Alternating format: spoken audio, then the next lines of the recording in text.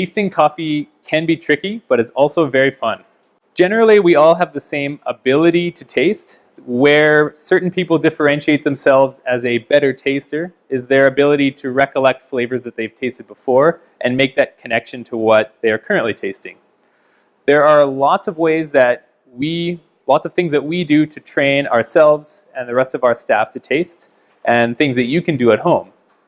One of these ways is simply just tasting as many things as you can, building a library or a catalog in your brain of what things taste like. One of my favorite things to do is to go to a grocery store and buy any fruits or vegetables I've never tried and just sit down and taste them all.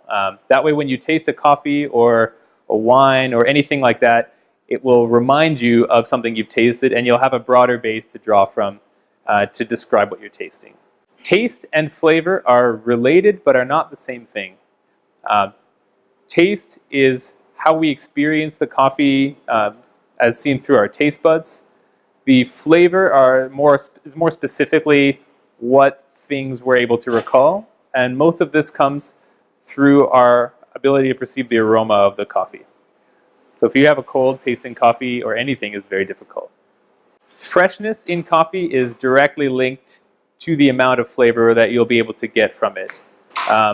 After the coffee is roasted, it's slowly oxidizing and losing those complex aromatics that make the coffee so interesting. The best way to get better at tasting coffee is to taste more coffee.